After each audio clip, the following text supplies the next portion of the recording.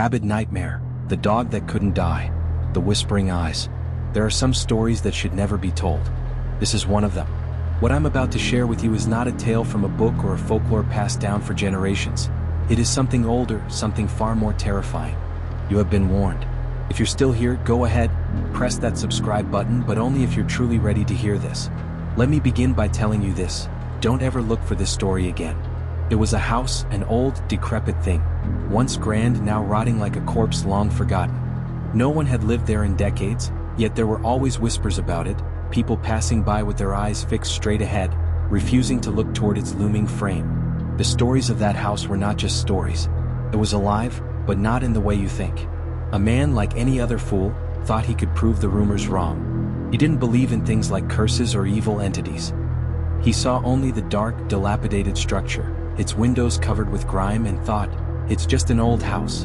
Nothing more. His name was Mark, and he didn't believe in the supernatural. And so, on a bitter cold night, he made his way inside. Mark had heard the whispers about the dog. People said it haunted the grounds, a mangy, rabid creature with eyes that could burn through your soul. It was the reason no one dared to enter the house. It wasn't just a house, but a prison, a place where the dog waited, watching, gnashing its teeth. Mark wasn't the kind of man to believe in such stories. The dog, he figured, was just a metaphor, an exaggeration for the horrible conditions of the house. But as he stepped through the broken door frame, the scent of decay and rot hit him like a slap to the face. He stepped over the broken tiles, cautiously, as though the house itself were watching him. It wasn't until he descended into the basement that things began to feel wrong. The air was thick with something old, too old. And then he heard it, a faint scratching at the door, a whisper that sounded like breath drawn slowly just beyond the threshold. It wasn't just the wind. He could feel it, a presence, something waiting. He approached the door cautiously, his hand trembling as he reached for the knob.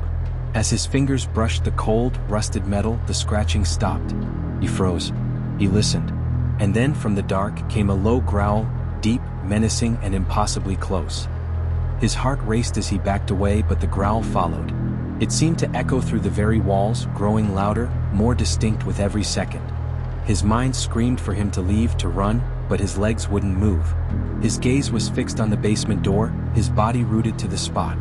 A cold sweat coated his skin as the scratching began again. This time, not from behind the door, but inside the house itself.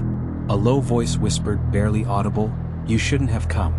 The door creaked open slowly, impossibly slowly, as if something was trying to hide from him, hiding in the shadows. But he couldn't look away. He stepped forward, his heart pounding in his chest, louder than the growl. What he saw was something that shouldn't exist. The dog.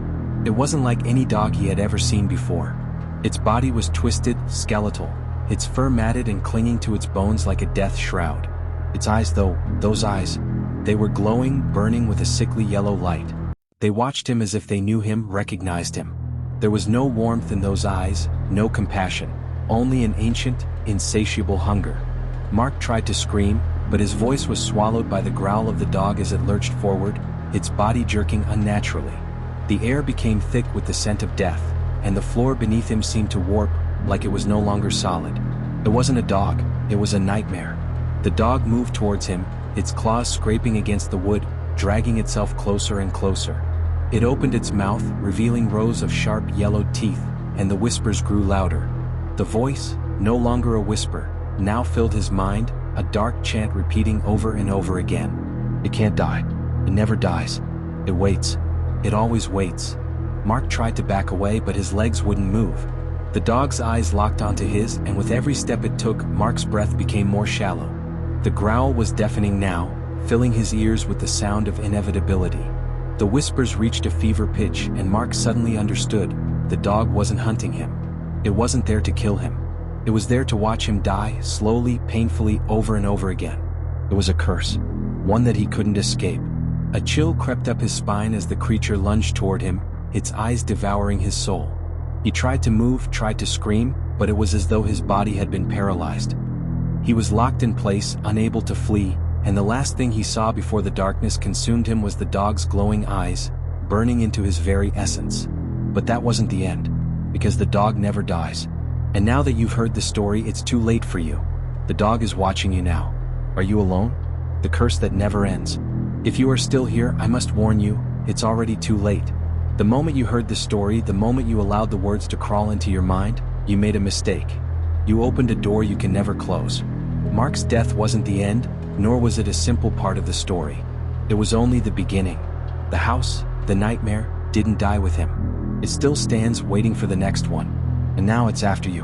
When Mark's body was found, it was different. The police said there were no signs of struggle, no physical trauma. The house was empty, and the only thing they found was a man who had died from a terror so deep, it became his final breath. But there was one thing they couldn't explain. His eyes. They were wide open, staring ahead, locked in a gaze of absolute horror. But more than that, his pupils, his eyes, they glowed. Faintly but undeniably, the same sickly yellow glow that had haunted him. That wasn't supposed to happen. Eyes don't glow after death. Something had followed him out of that house. People didn't know what to make of it. The police couldn't explain it, and so the whispers grew louder. It wasn't just a story anymore, it was a truth. And now it was coming for all of us. Weeks passed, but the house didn't stop its pull. It was as though it was feeding on the fear of anyone who got too close, and it started to affect those who knew of its existence. People who spoke of it, the curious, the brave, began to feel wrong. At night, they would hear scratching at their windows, faint and distant. But no one was there. They would catch glimpses of shadows moving in the corner of their vision, always just beyond reach. And sometimes, just before they drifted off to sleep, they would hear the soft, low growl. They'd hear it, but they'd never see it. Not at first. But when the dog came, it would be like a shadow that followed them into their homes, curling into the very fabric of their being. And then it came for them in their sleep. Mark had learned that too late. You see, the dog can't be killed, and it's not just a creature. It's not just a nightmare. It's a curse, an ancient evil that was locked away until some fool dared to disturb it. And now you, just by listening to this story, have become part of its hunt. One by one, the town started to change. People began to disappear. It wasn't the dog itself, they never saw it. It was what it left behind. A man named Jerry was the first to go. Jerry was the last person to speak with Mark before he entered the house. After Mark disappeared, Jerry became obsessed, trying to convince everyone that Mark hadn't just died, that he had become part of something.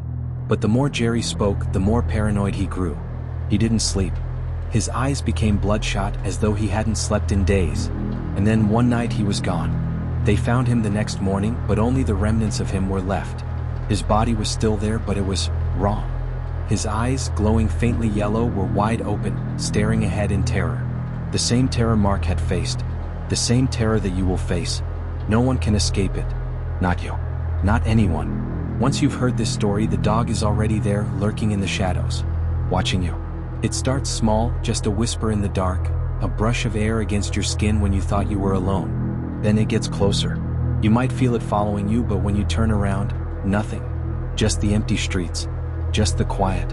But deep down you'll know. It's there. Every shadow in your room will seem like it's moving, and every creak of the floor will sound like claws scraping across the wood. The growls will start to fill your mind even when you're awake. But it's the eyes you'll notice the most. You'll start to see them in the corners of your vision. They'll follow you. They'll watch you. And when you finally fall asleep, you'll dream of them, the glowing yellow eyes, burning through the darkness, coming for you. But they'll never reach you in the dream, because you're already awake, and so is it. You don't know it yet, but it's only a matter of time. You're not alone anymore. The curse is inside you, crawling through your mind, and it will never let you go. The dog is not just a creature. It's a presence, a shadow that stretches through your reality, changing everything it touches. And now it's touched you. Are you alone? You may think you are, but the dog is already watching. And that's the end of the story. But remember, it's never really over. You've heard it, and now you're part of it. The dog is always waiting.